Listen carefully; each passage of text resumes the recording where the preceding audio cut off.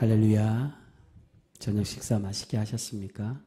식사 못하신 분들도 있으실 건데 우리 항상 우리 주님도 그렇게 말씀하셨지만 사람이 떡으로만 사는 것이 아니라 우리를 구원케 하시는 하나님의 말씀으로 사는 구별된 백성이 되라고 말씀하십니다. 우리가 그렇게 하나님의 말씀으로 날마다 구별되어 은혜의 성도, 복된 성도로 살아가실 수 있는 우리 귀한 모든 주님의 백성 되실 수 있기를 주님의 이름으로 축복합니다. 오늘은 이제 7장 후반절부터 시작되는 하나님께서 애굽에게 내린 10가지 재앙에 대해서 우리가 함께 살펴보려고 합니다. 오늘 말씀으로 해서 이 10가지 재앙 중에 첫 번째 재앙이 시작이 되어지고 있습니다.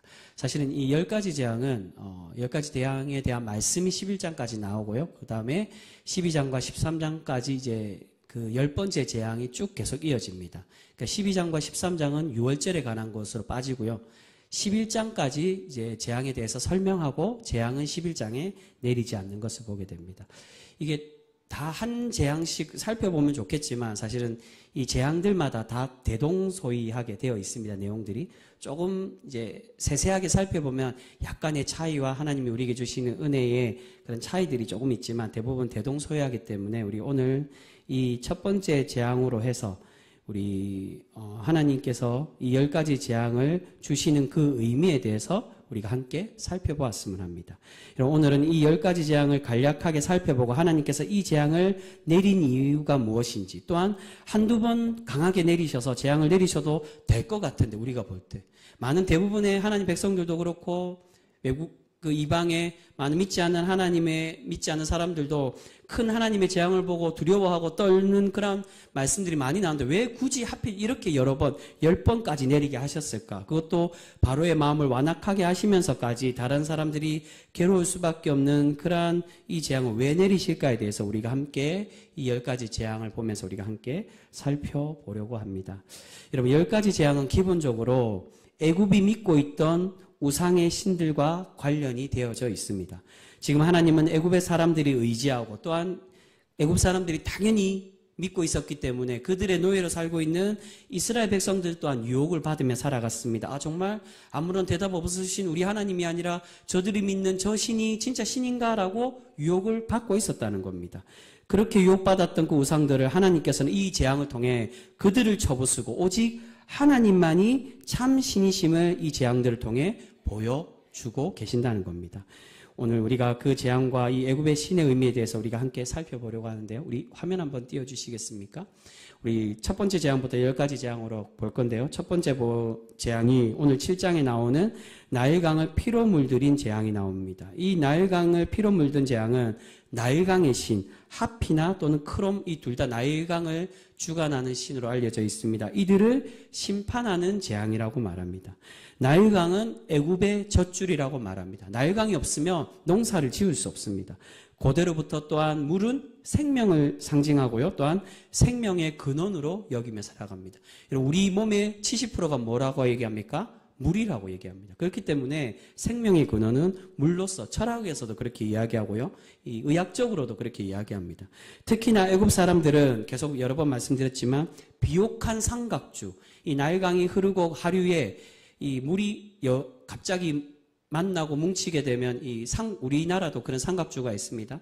세모 모양의 땅이 생기게 됩니다. 그곳에 국고성, 비동과 람셋을 지어서 이 애굽 사람들이 농사를 짓고 그곳에서 풍요롭게 살아가고 있었다는 겁니다.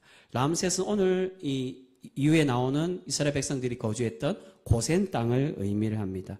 이렇게 국고성을 세워서 나라를 다스리고 있었는데 애굽 사람들에게는 오늘 이 나일강과 그리고 나중에 나올 9번째 흑암으로 인한 태양신을 심판하는 것은 자신들에게 엄청난 위협이 되고 있는 것을 볼 수 있습니다. 자신들의 삶이 너무나도 중요한 것이었기 때문에 태양과 또한 물은 농사 짓는데 꼭 필요한 것인데 그것을 심판하는 하나님을 보고 이 애굽 사람들은 두려움에 떨 수밖에 없었습니다.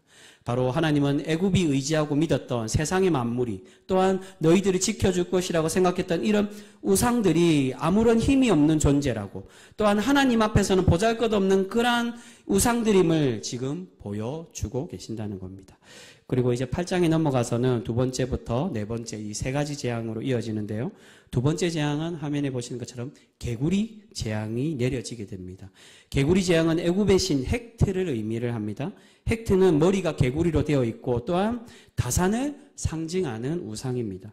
이렇게 애굽이 믿고 있던 우상이 너희들을 귀찮게 하고 너희들을 불편하게 하는 그러한 존재가 될 수밖에 없음을 하나님은 경고하십니다.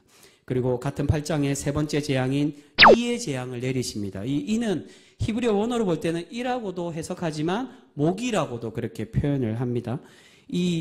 이와 모기를 주관 이 재앙을 내리신 이유는 애굽의 신 세트를 심판하는 그런 재앙입니다. 이 세트는 땅을 주관하는 사막과 땅을 주관하는 신인데 8장 17절에 보면 하나님께서 땅의 티끌에서 이가 생기도록 그렇게 만드셨다고 말씀합니다. 당시에 애굽 사람들은 땅에서 이가 생긴다라고 흙에서 이와 모기들이 생긴다라고 그렇게 생각을 했습니다. 바로 그렇게 너희들이 의지하고 믿었던 그 농사를 짓게 하는 그 땅에서 그 신이 너희들의 저주가 될 수밖에 없음을 말씀합니다. 그리고 네 번째가 파리 재앙인데요. 파리의 재앙은 우아트킷이라는 이 파리 모양의 신이 있습니다. 이 신을 심판하는 재앙입니다.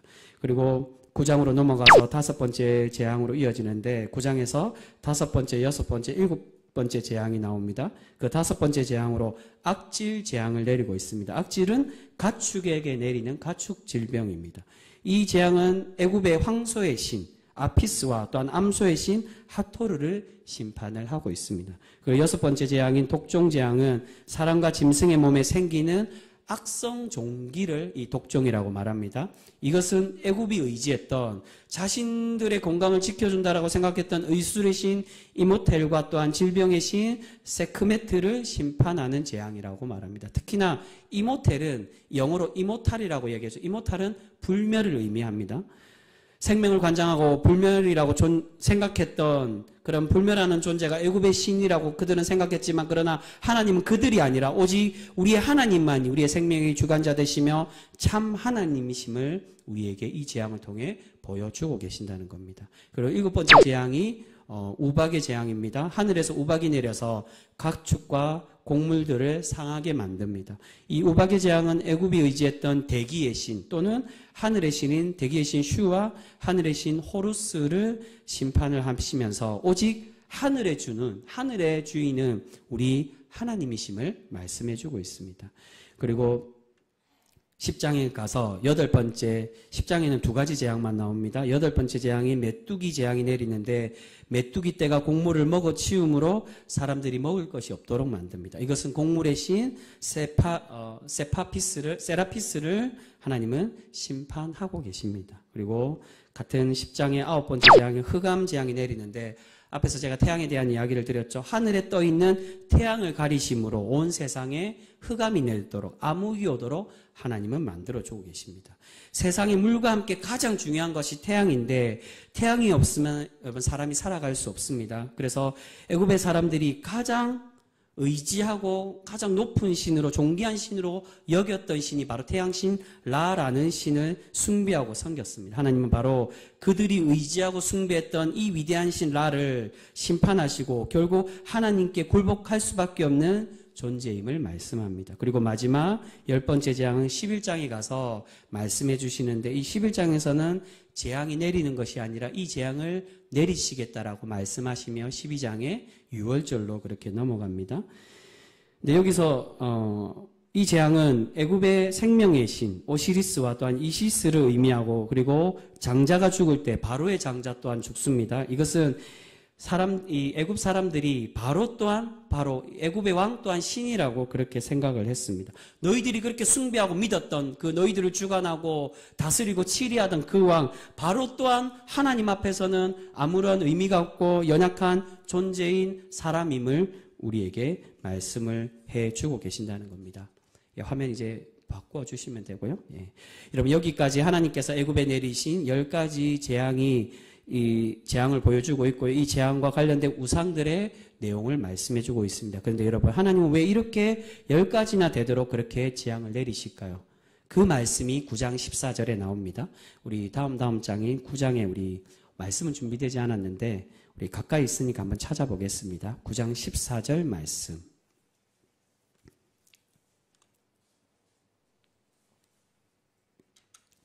9장 14절 우리 함께 읽겠습니다. 시작. 내가 이번에는 모든 재앙을 너와 내 신하와 내 백성에게 내려 온 천하에 나와 같은 자가 없음을 내게 알게 하리라. 할렐루야. 여러분, 하나님께서 다섯 번째 재앙, 이 다섯 번째 재앙 이후에 말씀하신 것입니다. 다섯 번째 재앙, 우박 재앙을 내리시면서 이제 이 모든 재앙이, 이 우박 재앙만 그런 게 아니라 너희에게 내리는 이 모든 재앙이 바로와 애굽 사람들에게 오직 하나님만이 참 신인 것을, 하나님 같은 신이 없다는 것을, 너희들이 믿고 있는 그들의 신은 참된 신이 아니라 하나님 앞에 굴복할 수밖에 없는 그러한 존재임을 알리시겠다라고 그렇게 말씀해 주고 계신다는 겁니다. 여러분, 여기서 마지막에 나오는 알게 하리라. 여기서 알다라는 말도 히브리어 원어로 야다라고 되어 있습니다. 여러분, 우리가 어떠한 존재를 알고 특히나 하나님을 바로 알기 위해서는 그분을 만나고 그분을 직접 경험해야만 됩니다. 지금 하나님은 이 이스라엘과 또한 애굽 사람들에게 신앙을 잃어버리고 있는 이스라엘과 또한 여전히 하나님을 우습게 알고 있는 우상이 최고라고 생각한 교만한 애굽에게 하나님의 위대함을 경험하고 깨달을 수 있도록 너희가 그것을 알아 하나님이 누구인가를 깨달으라고 말씀해 주고 계신다는 것입니다.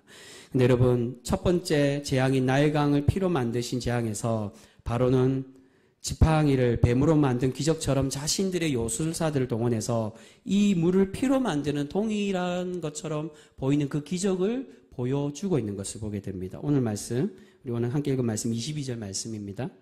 우리 7장 22절 우리 같이 읽겠습니다. 시작.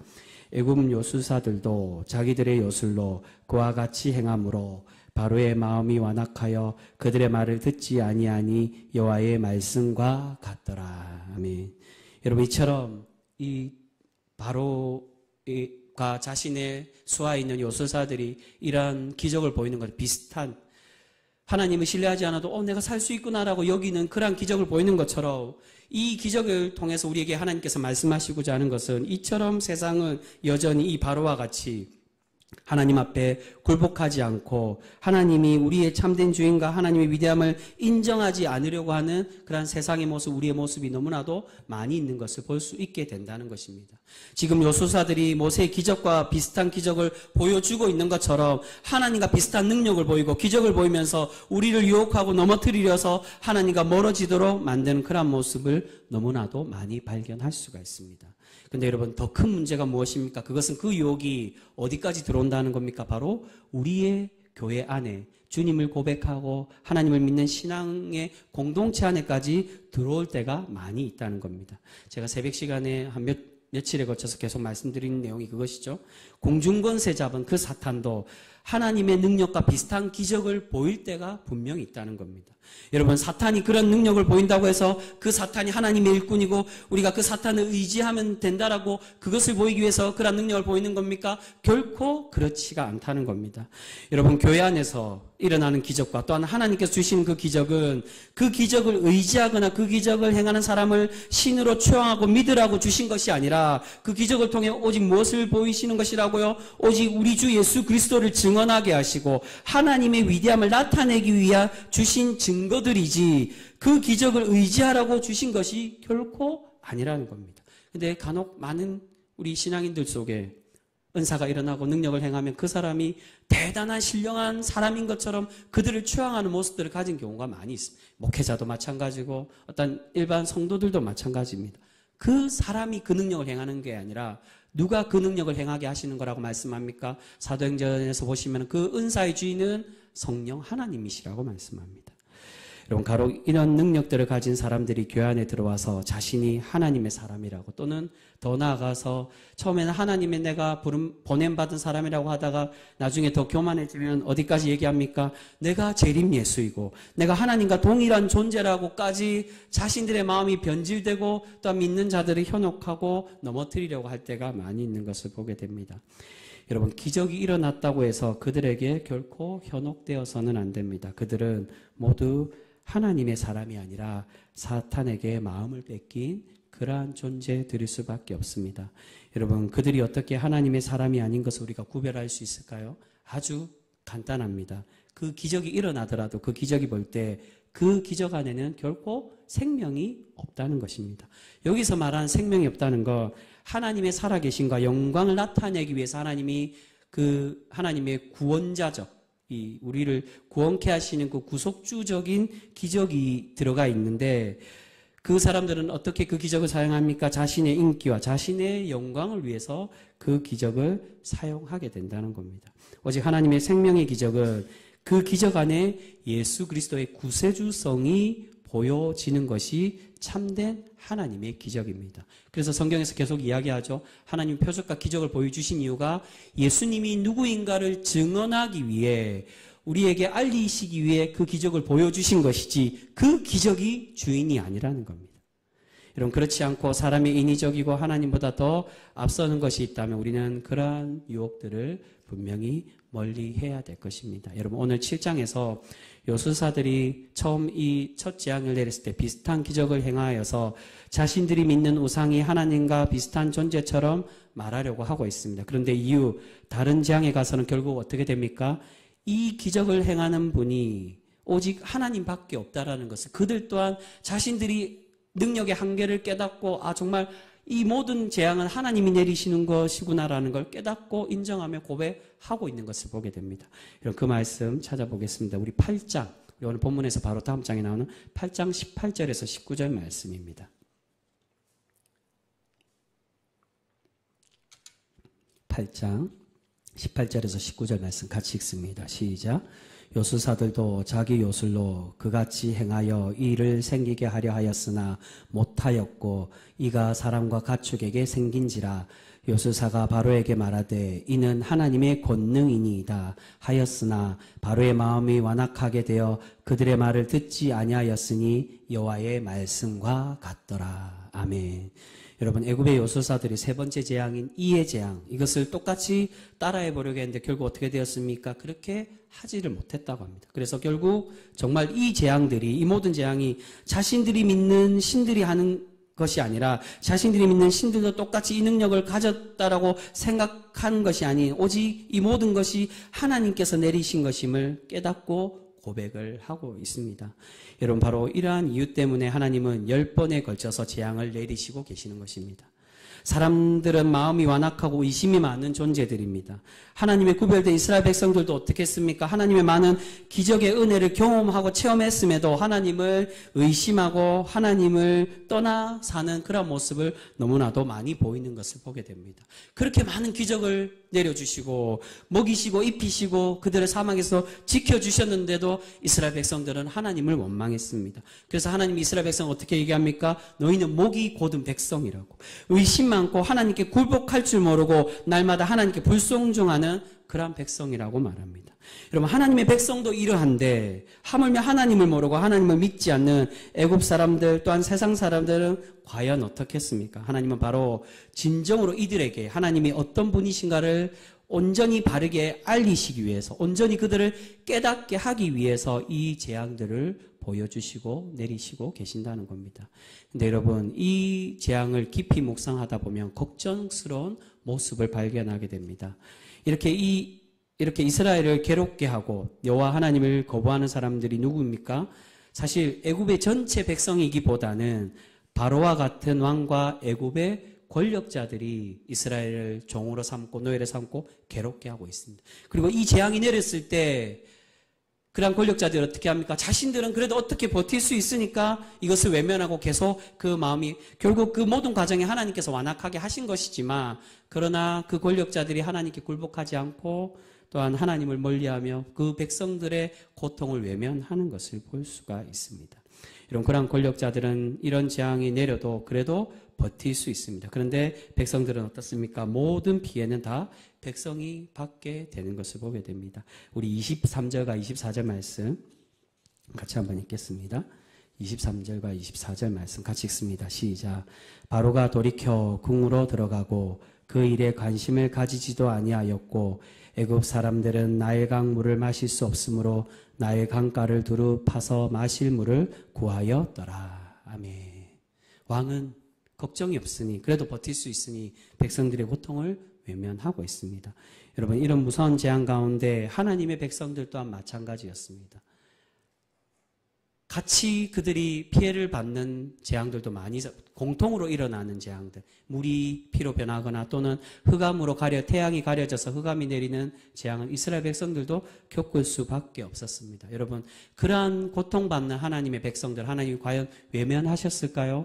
그렇지가 않음을 우리는 말씀 속에 발견할 수가 있습니다.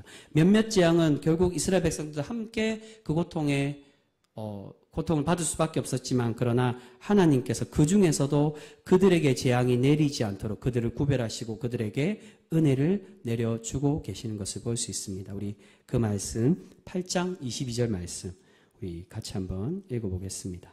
뒤에 장입니다. 8장 22절 우리 같이 읽습니다. 시작.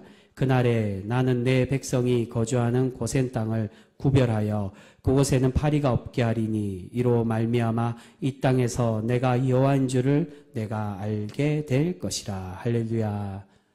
여러분, 하나님께서 다 파리의 재앙이 내리고 또한 나중에 악질 재앙도 마찬가지고, 그리고 이 장자의 죽음의 재앙, 이 세 가지 재앙을 하나님께서 피하게 하시는 것을 볼 수 있습니다. 하나님을 고백하는 백성들에게 이 재앙을 피하게 하셔서 하나님이 어떤 분이신가? 하나님이 단순히 악을 심판하시기에 우리도 희생하고 또한 죄 없는 사람까지 희생하시는 그런 하나님이 아니라 하나님을 고백하고 하나님의 백성된 이들을 구별케 하시고 그들을 은혜 베푸셔서 구원해 가고 계시는 것을 볼 수 있습니다. 그 말씀으로 이 말씀을 들려주고 계십니다.